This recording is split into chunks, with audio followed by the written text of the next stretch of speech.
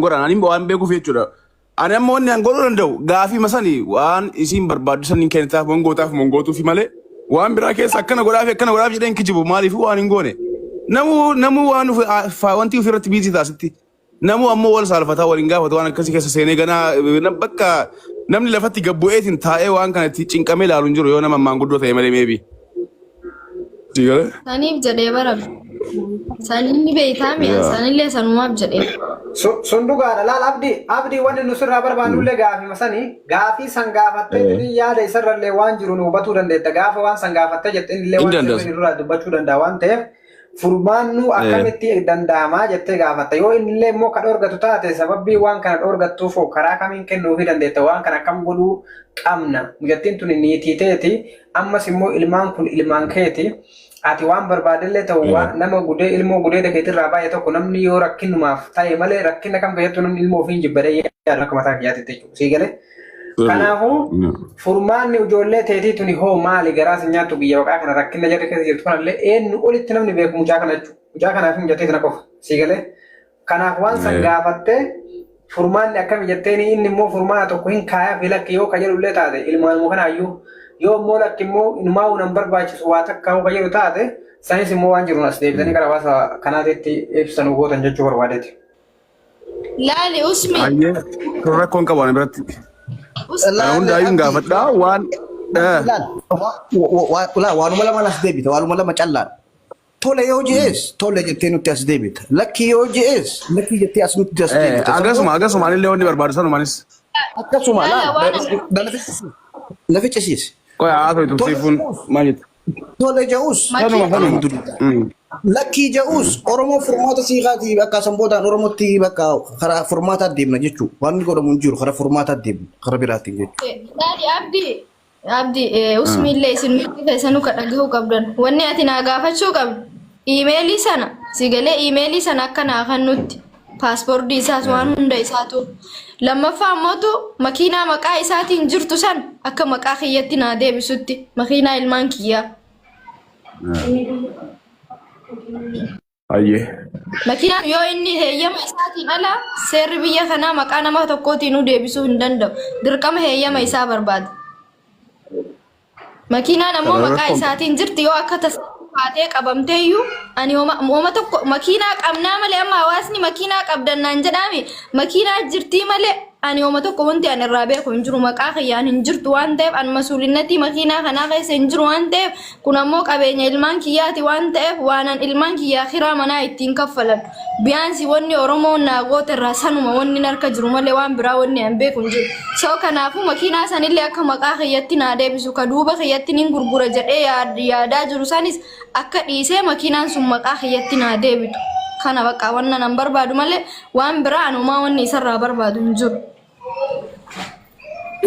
Libreen maqaa isaatti jirti makiinaan tanuma akka isaatti lakkaa'amte ammoo maqumaa fi maqatti fuudhaa jirta si hubanna maqatti fuudhaa jirta malee si harkan jirtu makiinaan hawaasni kunis beekuu qaba.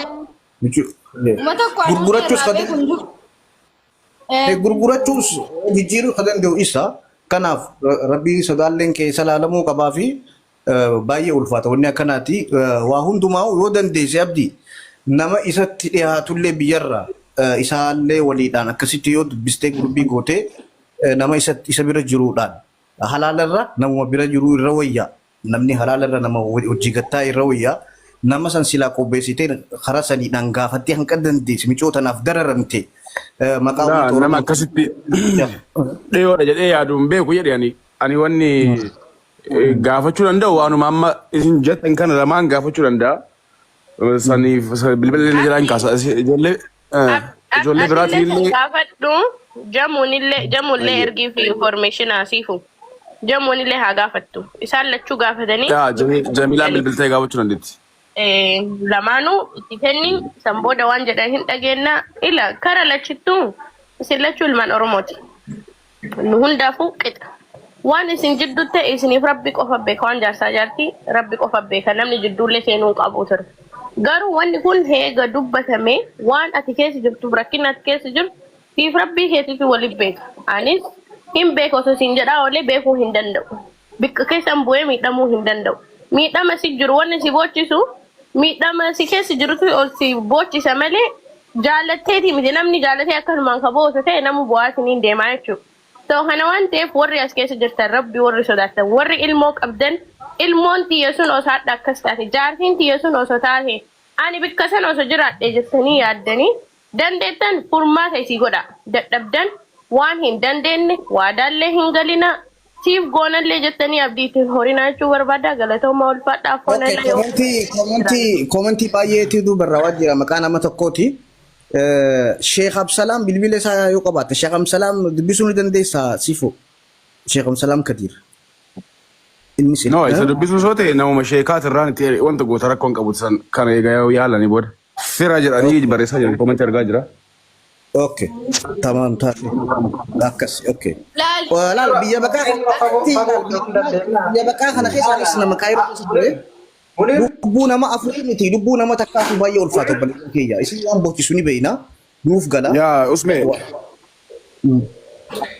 Laala munir amma dubbii keessa fagaachuu osoo hin tanitti waanuma gartee abdii muktaarra kenne kanatti haadhiif nume amma ishee Abdusalaam ifaallee bakka hedduu hidhatu osoo hin taanetti ijoollee kanatti yoo kadhiifnu taate eenyurraa beekadhu wallaahi nama sheekarrallee nama maalirrallee namuyyuu yeroo ammaa kana keessatti namni dhagayu hiriyaa isaati. Nama itti dhiyaatu fakkeenyaa nama hedduu qaanfadhuu fi nama hedduu waa ittillee deebisee ittillee mareedhee waa itti madhullee qaba. Siigalee kanaafuyyuu jarri kunillee wal beeka waan ta'eef wanni wanna kana qabadhee jedheef eenyu caalallee akkuma abdii muktaaruu jedha san abdiin eega waan kana gartee hin dubbisaa kan jiru taate dubbisee tumaaniin dadhabee fi argee fi dhabee aydee ba'e wanni godhan hin jiru. Siigalee san booda immoo tarkaanfii akkamii akka fudhachuu danda'a hawaasni Oromoo maal akka godhuu fi danda'u san irratti gartee akkasitti waliigallee deemuu malee furmaanni biraa hin jiru.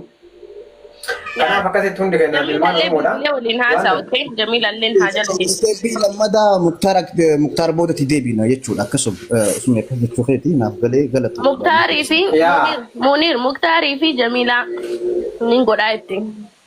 Muktaar lachuu haa gaafatanii. Dr. Asli ni jira, Muktaarii jira, Jamiilaa jira. Isaan sadeen irratti dubbii isaanii ilaallee san boodaan isteebii lammadaa deebina yaada keessanitti walii gallee galatooma. Atigiin hamtuun dubbatiin amma booda. Nagaan nu tura hundi keessanuu tapha beellamaa tokko jiraachi deemnee dachaana. Waan abdii waan jettan hundaafuu gartee wannoo jiraate akkasumaan asumaan immoo Ramzaan tapha qaba waan ta'eef hundi keessanuu gara mana Ramzaa asumaan argamaati. Ati gartee siif waamshir sibira jirraa wanna hundaanuu gartee ati immoo booyin dhiphatin illee ilmaan ta'e immoo ilmaan tokkeessa. Illee gartee namni kamuyyuu ilmullee argachuu baanu gara fuulduraatti ilmaanuu argachuu barbaannaa ka argatee qabus maalummaa ilmoo namni beeku. Sharafuddin Maastar Sharafuddin hin galchi yaanti qaban. Rakkina kana keessa gartee biyya baqaa kana keessatti waa hedduu dabarsaa jirta waggaa dheeraa miidiyaa kanarratti si argaatiin jirraa wayitii ati deddeebitee asirra boottuu kawaamee ilmaan kana wajjin ati ta'aa jirtu nama gartee